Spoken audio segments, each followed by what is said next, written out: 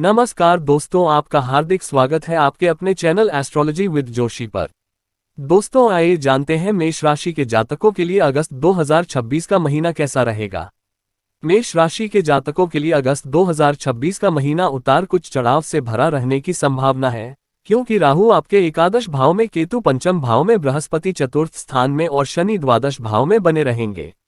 इसके परिणाम स्वरूप आप आर्थिक तौर पर उतार चढ़ाव में रहेंगे।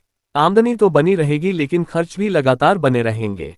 भाई बहनों से कुछ बातों पर अनबन हो सकती है। करियर के दृष्टिकोण से यह महीना आपके ऊपर काम का दबाव लेकर आएगा।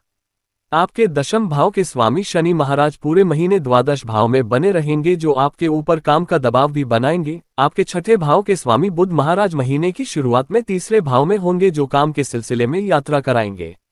उसके बाद बुध 5 तारीख से आपके चतुर्थ भाव में और 22 तारीख से आपके पंचम भाव में आ जाएंगे, जिससे कार्य क्षेत्र में उतार चढ़ाव आते जाएंगे। महीने का मध्य अच्छा रहेगा, लेकिन उत्तरार्ध में नौकरी बदलने में सफलता मिल सकती है। वहीं आपके सप्तम भाव के स्वामी शुक्र महाराज भी पूरे महीने अपनी नीच राशि कन्या में छठे भाव में विराजमान रहेंगे, जिससे व्यावसायिक साझेदार से उतार चढ़ाव और संबंधों में परेशानी उत्पन्न हो सकती है। हालांकि इस दौरान विदेशी माध्यमों से व्यापार को लाभ मिल सकता है। यदि आपकी आर्थिक स्थिति को देखा जाए तो अगस्त के पूरे महीने में राहु महाराज आपके एकादश भाव में विराजमान रहेंगे, जो आपकी आमदनी में लगातार बढ़ोतरी करेंगे। लेकिन दूसरी तरफ शनि महाराज भी पूरे महीने द्वादश भाव में बने रहेंगे, जो कहीं न कहीं आपके खर्चों को बढ़ाते रहेंगे। इसके अतिरिक्त दूसरे भाव के स्वामी शुक्र महाराज पूरे महीने छठे भाव में विराजमान रहेंगे और वहां से द्वादश भाव को देखेंगे, जिससे खर्चों में और ज्यादा बढ़ोतरी होगी। 11वें भाव के स्वामी भी शनि महाराज हैं, वह भी द्वादश भाव में रहेंगे, जिससे आप अपनी आमदनी को कुछ विशेष कार्यों पर खर्च करेंगे। इसलिए इस महीने खर्च के योग अधिक है। हालांकि राहु आपकी मदद करते रहेंगे। इसके अतिरिक्त मंगल महाराज की कृपा से आप कई कार्यों में जोखिम लेकर भी धन प्राप्त कर सकते हैं।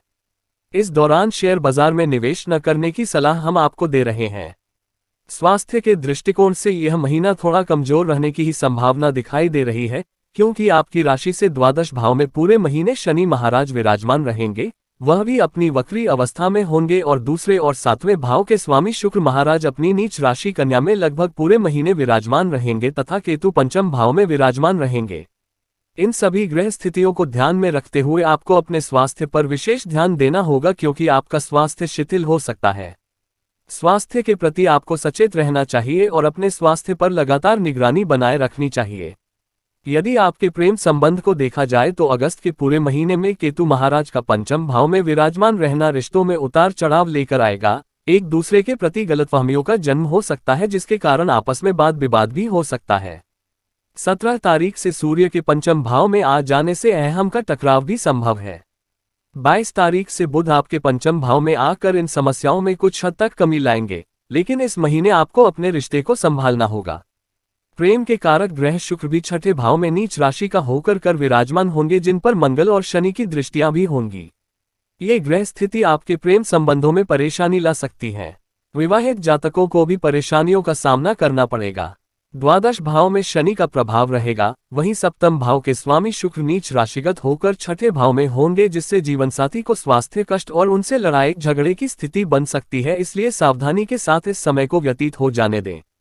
पारिवारिक तौर पर देखा जाए तो अगस्त के महीने में आपके दूसरे भाव के स्वामी शुक्र महाराज पूरे महीने छठे भाव में विराजमान रहकर कई समस्याओं को जन्म देंगे और कुटुंब के लोगों में आपसी कहा-सुनी हो सकती है। लेकिन चौथे भाव में पूरे महीने बृहस्पति महाराज के विराजमान रहने से पारिवारिक जीवन में सुख शांति बनी रहेगी। वहीं महीने की शुरुआत में बृहस्पति अस्त अवस्था में सूर्य के साथ चतुर्थ स्थान में होंगे और 12 तारीख से वह अस्त अवस्था से निकल जाएंगे और उदित हो जाएंगे। अपनी उच्च राशि कर्क में चतुर्थ स्थान में बृहस्पति का होना पारिवारिक जीवन में सभी प्रकार की खुशियों को लेकर आएगा। माता जी के स्वास्थ्य में चली आ रही समस्याओं में कमी आएगी। पिताजी की भागदौड़ में कमी आएगी और उनका स्वास्थ्य भी संभलेगा। भाई बहनों से संबंधों में आपको उतार चढ़ाव का सामना करना पड़ेगा, क्योंकि मंगल और बुध के महीने की शुरुआत में तीसरे भाव में होने से भाई बहनों से कुछ कहा-सुनी हो सकती है और किसी बात को लेकर विरोधाभास भी हो सकता है। हालांकि महीने के उत्तरार्ध में इसमें कुछ कमी आ सकती है। उपाय। दोस्तों, उपाय जानने से पहले वीडियो को लाइक, शेयर, कमेंट और सब्सक्राइब जरूर करें। आपको मंगलवार के दिन श्री हनुमान चालीसा का पाठ करना चाहिए।